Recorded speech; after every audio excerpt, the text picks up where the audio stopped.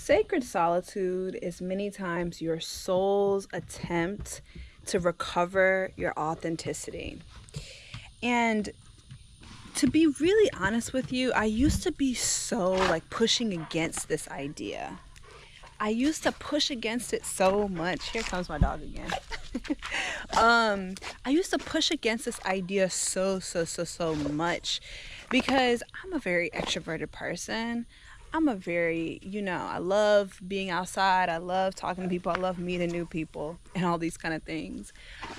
And so this idea of solitude and hearing this word, sacred solitude, sacred solitude, sacred solitude, was always something that I kind of pushed against. But it wasn't until, to be honest, it wasn't until the closer and closer I got to 30, which one of y'all put in the comments the other day, something about how young I am. I'm young, but also people be thinking I'm 22. I'm nowhere close to as young as y'all probably think that I am. But the closer and closer that I get to 30, the more and more I look back and reflect, and I realize that there are so many different times in my life where I went into that sacred solitude, the same sacred solitude that I tried to push away for so long. Now let me explain to you why the sacred solitude is so important for your spiritual growth and evolution, and why many times it's your soul's desire to recover your authenticity. When you are awakening, we know there's about 5 steps to awakening, but when you are awakening and you are coming into this space of understanding who you truly are, you also have a moment where you are starting to realize that, oh shit, I am nothing like what I thought that I was. I'm not this title that I've adopted. I'm not this position that I've said yes to. I'm a lot more than I think that I am. Right? When you start to come into that space of awakening to who you truly are, what ends up happening is you start to realize that the people who you've surrounded yourself with, they all reflect who you once were. And I'm going to say this real quick. My father always, when I was growing up, always said, show me your friends and I'll show you who you are. And I was always like, he don't know what he's talking about. There's so many things my dad has told me that I'm like, I see exactly what he was saying. It's not that the people around you are all you, but it is that they reflect certain aspects of yourself in that current moment in time, right? And so you start to wake up to the fact that you're not exactly who you are. You're not who you thought that you were. And then you start to look at the life all around you, and you start to realize that the life that you've pieced together, it doesn't really resonate with you anymore. And so naturally what ends up happening is you start to just naturally distance yourself. Because maybe, and you guys know I used to be pot head down, baby. Now you can't even pay me to do anything of that nature. But for a quick example, if back then I was doing this, doing that, the people around me was doing this and doing that, then I'm waking up. Y'all know part of my awakening was a little bit of a rude awakening. If you didn't already watch the video, if you're seeing this, you made it. But waking up, automatically put the weed down, automatically put everything else down. And so naturally, the people who I used to do those things with, I started distancing myself from. And so that's a very small example of how when you wake up to who you truly are, you start to distance yourself from people who you had that connection with. You have these lines of connection with your relationships that anchor you to your old life. And I want you to observe this neutrally, because the pitfall that many times happens with spirituality is we observe this and we think, I'm better than them. I'm not smoking weed, I'm better. I'm not doing this, I'm better. Okay? That's not the case. There's no better or worse. There's just different points in your journey. And again, everybody's journey is very different. And so again, you'll start to distance yourself. And every level, you go through the awakening process. Again, I'll tag the video that I'm talking about the awakening process. And you go through your awakening process at least 3, 4, 5, 6, 10,000 times, infinite amount of times. Because what this whole life is about is really coming into your spirit. And your spirit knows no bounds. So of course, there is no end to this beautiful process of awakening. But you start to wake up and you start to realize again that your relationships have tethered you to the old life that you no longer resonate with. And so then naturally you go into that sacred solitude. Naturally, the people who once partied with you, who once with you, all that, you're not going to feel so connected to them anymore, and that's okay. And then you start to do this thing where you start to get real quiet. Can you hear the cicadas? You start to get real quiet and you start to ask, okay, if I was not who I am before, who am I? What do I like? I'm reawakening to this new version of myself, or the version of myself that's always been here. Now, who is this person? You're starting to get to know yourself. And when you're getting to know yourself, what's really happening here many times is you do tend to go inward, and you do tend to come into that space of sacred solitude so that you can hear your own voice without the chatter from everybody else. Now, the issue with this many times is there's a pitfall. There's a little bit of a trap that many people go through. And this is when you shed the old self and then you start to build a new self. Maybe that new self is now, she's into yoga, she's doing the ayahuasca, and she's bipping and bopping out to Costa Rica, and she's freaking, she's living off of credit cards because fuck the system, all that shit, right? But the funny part about that, let's go to the backyard, shall we? The funny part about that new self is many times it's a carefully curated version of a different aspect of your own ego. Many times what ends up happening is we begin to create a new version of ourselves that is a response to the things that we hold the most shame about ourselves, right? It's a response of what we think. We woke up to this whole new world and we think that we are supposed to be the girl who does the ayahuasca, does the yoga, whatever the case.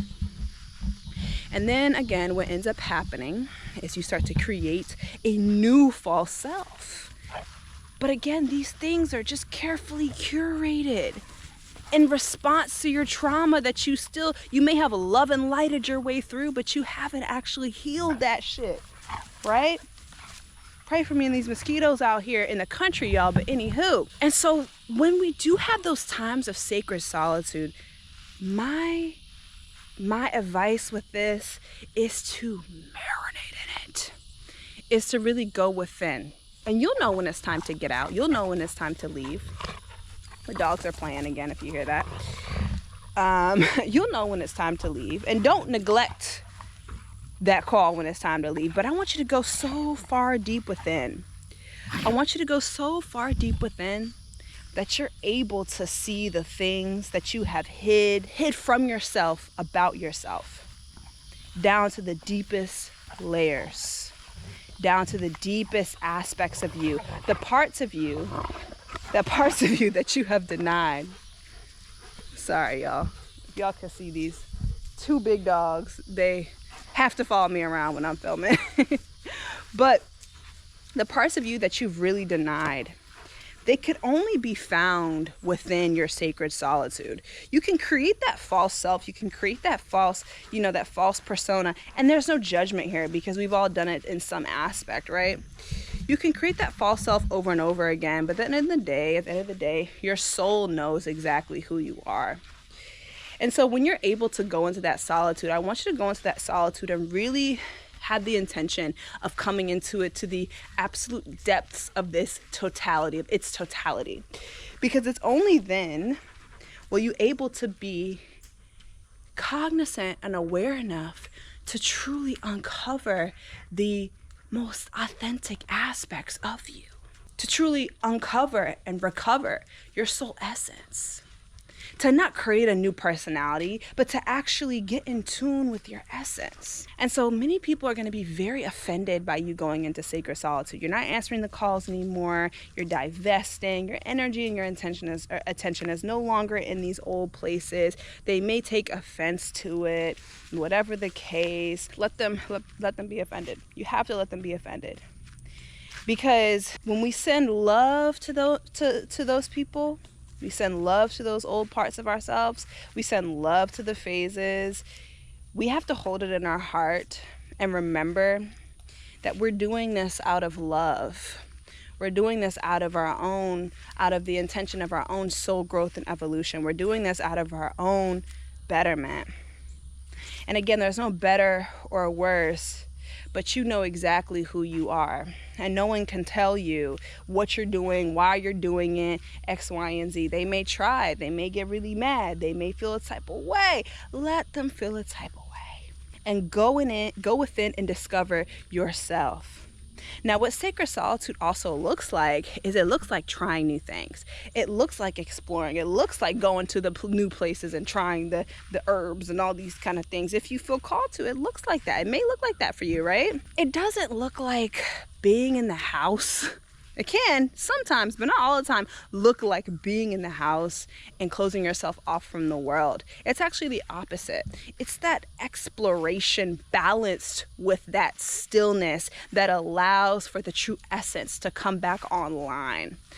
I'm going to say that again. It's that exploration combined with that stillness that allows for the soul essence to come back online. This is a really important aspect here because, again, everything in balance, we want to make sure that we are not getting to a point where we deprive ourselves from connection, expression, creativity, these kind of things. We want to make sure that maybe we are doing things differently and maybe we are doing those things alone, but we're still interacting with society in some capacity. And again, maybe we're going to these new places, but we're still going to these new places. We're not just closing ourselves off completely from society. We want to make sure that we do that.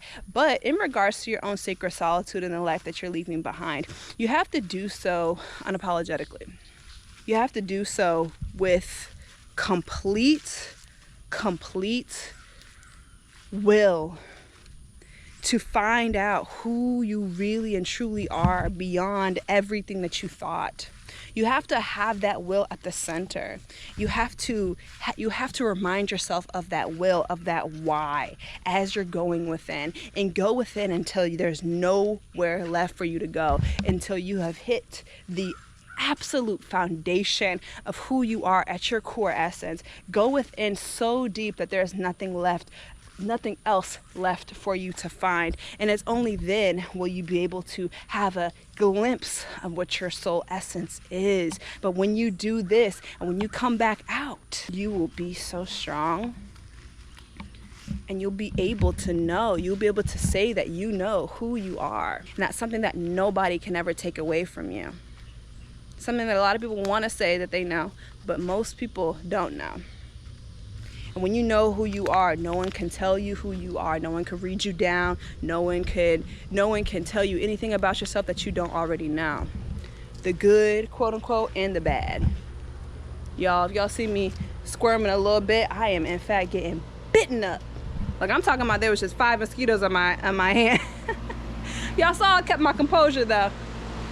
Anyhow, knowing yourself is the greatest gift that you could ever give yourself, because when you know who you really are, not just the trauma, not just all the things, but when you know who you really are, then you know your fucking potential. You know what you're made of, and you know what's possible for you. And you don't let anybody, any old trauma, any old bullshit get in the way of you actually creating a life that is reflective of your true potential. But it's only when you go deep that you're able to do this. Sacred solitude is very important.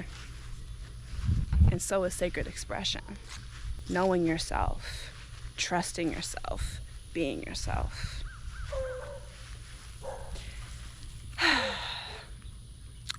I'm going to be putting out an ebook called Black Moon. It's going to be about really diving into your shadow in a way that you probably have never seen before, covering the 7 deadly sins and how to balance them, integrate, and not repress. So if you want to get on that and you want to be one of the first to receive this, go ahead and subscribe to my newsletter. It'll be free. Okay, the book and the newsletter. And I'll talk to you soon.